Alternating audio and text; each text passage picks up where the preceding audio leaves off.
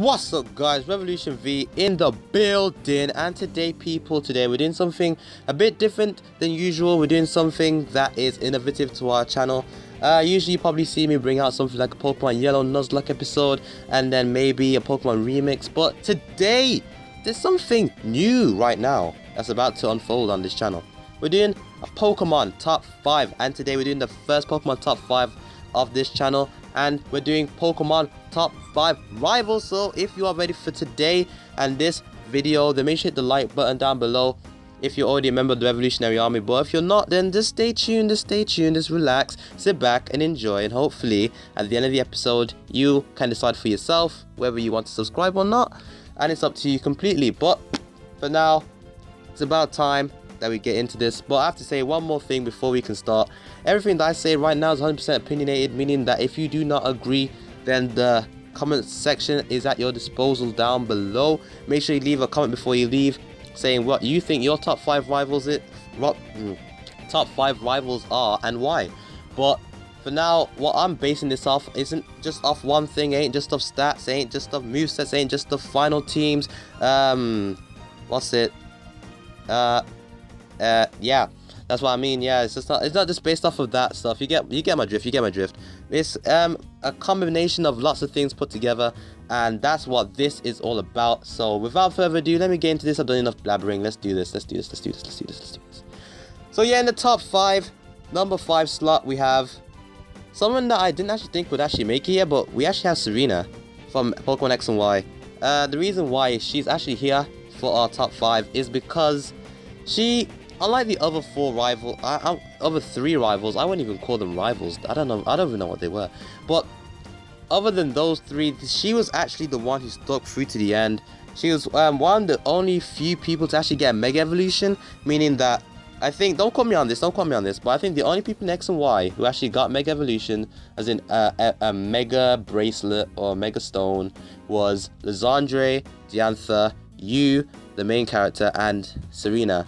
If you know anyone else that gets it, then please leave it in the comment section below, but I cannot remember for the life of me. But yeah, I think that's why Serena's kind of special. She's the only person who really got a Mega Evolution that was, well, then again there's Diantha, but yeah, I don't know, she just stands out to me as a rival. And she was quite confident. She seemed to know what she was doing. Out of everyone, she had the most experience in the game as well. I like the storyline behind her. She's pretty decent. She's pretty cool. And then she was as far as I'm concerned, she's the first female rival to actually stay all the way till the end of the journey with us, which is weird, because then you have May, who kind of disappears at Lively Cove City. Then you have Bianca, who disappears, I don't even know when. She just goes somewhere by herself. But yeah, Serena actually sticks through all the way to the end, so she's earned my respect. That's why she's at number 5 in today's list. Now for the number 4, it was really hard. I'm gonna lie, there was only 8 contendants for Pokemon top 5 rivals, but this was still hard to make. So top 4 has to go to the one and the only Wally. Reason being, because Wally's just a cool guy overall. I mean, he's got skill, he's got the talent. I like his development of his character a bit as well, because at the beginning he was really shy. He just about got his first Pokemon, and then he went on from there, and he went all the way to the Victory Road, which is pretty damn good, if you ask me. And the reason why Wally stands out to me the most is because he has a Gardevoir. And if you don't know me, then you'll know that Gardevoir is one of my favorite Pokemon of all time, especially since it's got a Mega. I love it so much. Wally's the one who even got me into Gardevoir in the first place, so I have to thank him from the bottom of my heart. I remember when I used to play Pokemon Ruby, Sapphire, Emerald, the first ones, and I was quite young then, but even so, the game felt quite easy. I went through Victory Road. It wasn't too bad, it was quite challenging, nearly got out there at the end. Then you just see Wally right there, and then you're like, yo, shit's about to go down, what is this guy doing here? He battles you, and then you kind of waltz through the rest of, I waltzed through the first 5 members of his team. I liked his Altaria, but I beat it eventually, and then the rest of it was nothing special. And he came for his last Pokemon, his Gardevoir. It was like level 47, I think, level 48, something like that. And then it came and it just destroyed my team, like legit. It just came and it just put in the work, and then it was a very hard battle, but I just about managed to win. But still, because Wally pushed me back so far, I have to give him respect. That's why he's number 4 on this list today. Now for number 3, yo, I didn't think this guy would make it here at all. Yeah, at the start, I wasn't even sure he was going to be on the list, but with further consideration, this guy has to be here. Now that I think about it, he just has to be here. He's one of the people who is very respected as a rival, and that is my good friend Cheren. Reason being, I'm talking about Black and White here when he's a rival, not a gym leader in Black and White 2. I haven't really played Black and White 2, so I can't really say anything. That's why Hugh's probably not going to be here, just saying. But yeah, Cheren is my favorite. Well, not my favorite, but he's in my top 5 because he has a good development as a character. I must say, I didn't really notice it, but when you think about it, he actually does develop a lot. Like at the start, he was a guy who just thought that power was everything. He thought that to be strong, you just needed power. That's why he wanted to be a champion. Because he thought that if you were a champion, you'd be the strongest of the strong, and that's it. But then throughout his journey, he learned and realized through confrontations with Alda and different people of Team Plasma and stuff like that, that it's not all about power, and he developed into a really cool person indeed. And that's why I do think Cheren is a boss. And not only that, but Cheren, in my opinion, is the smartest rival in the game. In the games, I think he is actually the smartest rival. That's why he does earn my respect as well. And if you look at it, his final team is amazing in Victory Road. After you beat the game and you can rematch him, his team is Destruction, Leopard, one of the trio monkeys, Simi Sage, Simi Paw, Simi Sia. He has an Unpheasant, he has a Gigalith, he has a Starter, he has a Haxorus. He has a Haxorus. A Haxorus, are you kidding me? This guy has a pseudo legendary on his team. That's why, this is why this guy has got my respect. Definitely has to be on this list today as number 3. Now for the number 2 slot, yo, this to me was actually a no-brainer because there's barely anyone left, and everybody knows what 2 people have to be here eventually. So let me just tell you who's on number 2. We have the man, the OG himself, Silver.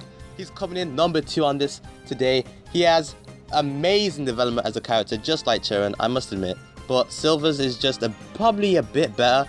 It's because he started off, he was so smug, he thought he was too cool for you. He was just like that guy who just, I don't know, he just seemed to hate you for no apparent reason. And throughout the development of the story, he was slowly changing, and then like after he met Lance, he started to change a lot. Then by the time he got to Victory Road, he was definitely not as cocky as he was previously. And yeah, I think it was really cool to see his development as a character, especially like after in Johto. I think he versed him in Mount Moon, and he's a lot different from there. He seems more like a good character than a bad character. But yeah, that's why Silver definitely earned my respect. I mean, and overall, he's just a cool guy, man. I mean, look at him. He just looks like he's ready to fuck shit up, man. There's no lie about it. There's no jokes about it. He's just a boss. Not only that, but he's pretty damn cool in the manga as well. I swear, he's just cool. That's why he makes it in the number 2 today.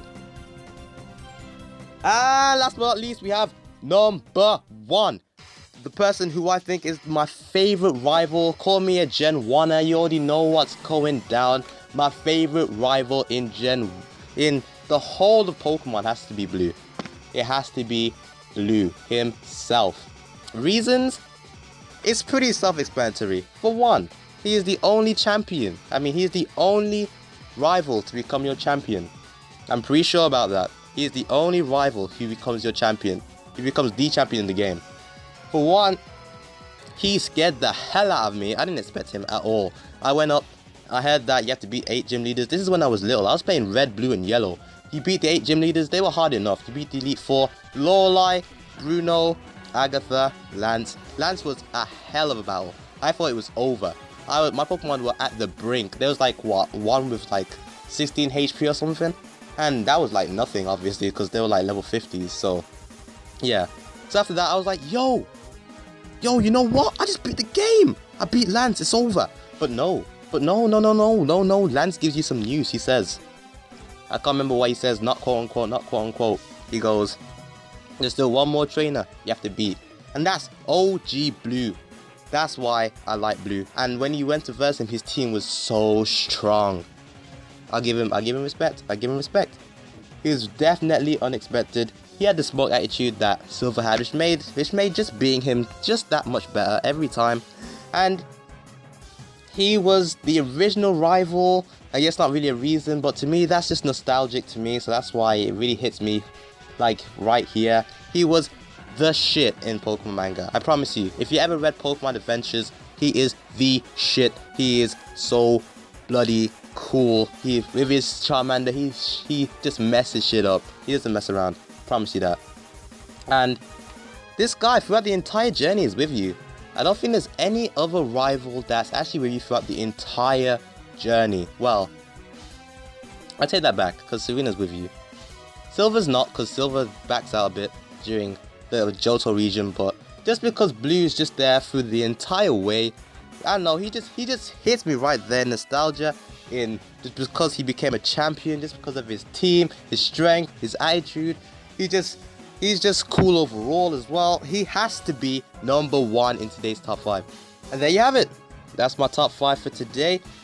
I've been RevolutionV. I hope you did enjoy the episode today, and hopefully there should be a lot more top 5s in the future. If you want to see a certain top 5, then by all means leave it in the comment section below. So if you're still here and if you did enjoy this episode, then make sure you hit the subscribe button if you're not a member of the Revolutionary Army already. That means that you can keep in touch with everything that goes on. I said that completely wrong. Let me rephrase that. It means that you can keep up with all the top 5s that are about to come out in the future. Hopefully they should be going strong. Make sure to hit the like button so I know that you guys are demanding for more episodes every single time, so I can get up my ass and get some down. But yeah, I'm done. This has been RevolutionV, and I'll see you next time.